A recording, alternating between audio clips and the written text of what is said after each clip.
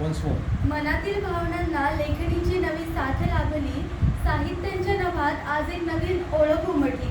प्रिय रसिकांनो, आज हा सुवर्ण क्षण उगवला जिथे शब्दांशी जोडले नाते हा नवा प्रवास सुरू झाला.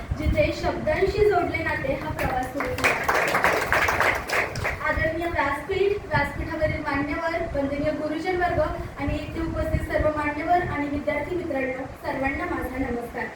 खरंच समजतच नाही आरंभापासून प्रारंभ करावा की प्रारंभापासून आरंभ करावा. कारण अध्यक्ष हे स्थान भूषवत असताना आणि पुस्तक प्रकाशन सोहळ्यात माझा प्रवेश पहिल्यांदाच, तरी एक यत्न आणि एक प्रयत्न.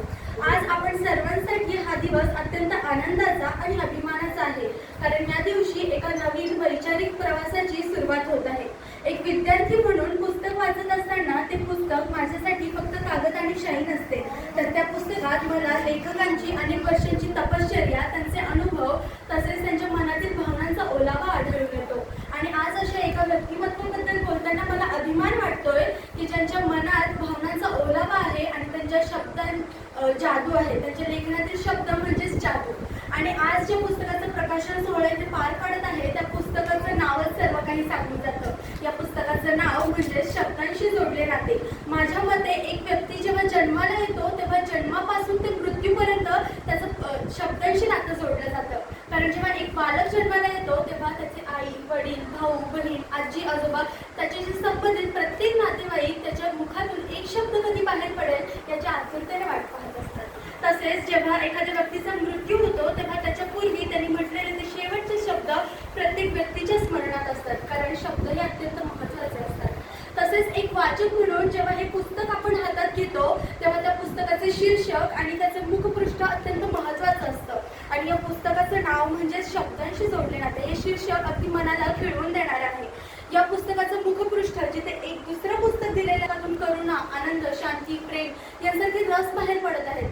नक्कीच मला खात्री आहे की हे पुस्तक वाचल्यानंतर आपण सुद्धा ती रस आपण आत्मसात करू शकतो.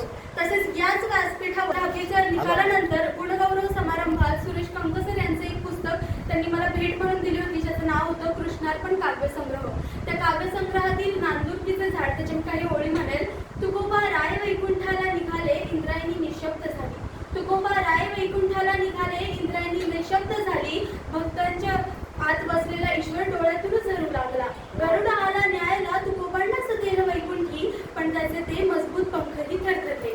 देहूतीला गायी हंबरत होत्या, क्षणभर पंचमहाभूते स्तब्ध झाली. तेवढ्यात सरस्वतीने वीणा झंगारली. देवदेवतांनी टाळ मृदुंगाचा गजर केला, याची देही याची डोळा. सोहळा पाहणारा माझा श्रीहरी विठ्ठल आला, झाले सारे विठ्ठलमय. तुकाराम तुकाराम घोषाने दुमदुमली देहू नगरी, त्या नांदुरकीच्या झाडाची फांदी आजही सांगते वैष्णवांना, तुका आकाशा एवढा आहे, तुका आकाशा एवढा आहे.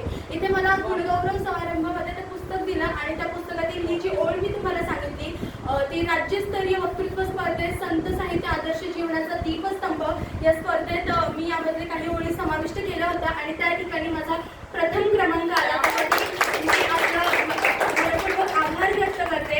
तसेच म्हणून मला म्हणायचं वाटते पुस्तकाचं प्रकाशन इथे झालं म्हणून पुस्तक इथे संपत नाही, लेखकांचे विचार इथे संपत नाही, आम्हा मुलांचे प्रश्न इथे संपत नाही, म्हणून लेखकांचे लिहिणे इथे संपत नाही, म्हणून लेखकांचे लिहिणे इथे संपत नाही.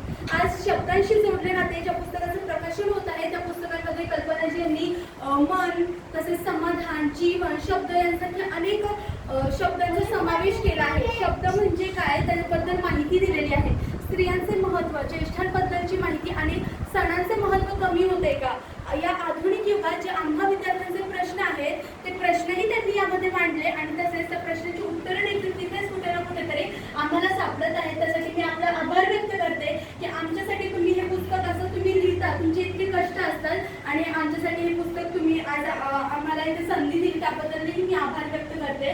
तसेच शेवटी मी इतकेच म्हणेल, पानापानातून नवा विचार घडू दे, पानापानातून नवा विचार घडू दे. आमच्या अंधारमय जीवनाला तुमच्या लेखणीतून तेज मिळू दे. आमच्या अंधारमय जीवनाला तुमच्या लेखणीतून तेज मिळू दे. शब्दांशी जोडले नाते हे घरघरात पोहोचू दे. शब्दांशी जोडले नाते हे पुस्तक घरघरात पोहोचू दे आणि मराठी साहित्याचा सुगंध हा पूर्ण जगात तरवळू दे. मराठी साहित्याचा सुगंध हा पूर्ण जगात तरवळू दे. तसेच तुम्हाला पुढच्या वाटचालीस मी आणि आमच्या पूर्ण शाळेच्या आणि विद्यार्थ्यांच्या वतीने शुभेच्छा देते. देऊन त्यानंतर मी इतकेच म्हणेल की एक विद्यार्थी म्हणून मला स्मरणात ठेवल्याबद्दल आणि या कार्यक्रमाचे अध्यक्षस्थान आणि तसेच या कार्यक्रमात मला आमंत्रित केल्याबद्दल आणि इथे पुन्हा इथे व्यासपीठावर माझे मनोगत व्यक्त करण्याबद्दल मला संधी दिल्याबद्दल मी आपण सर्वांना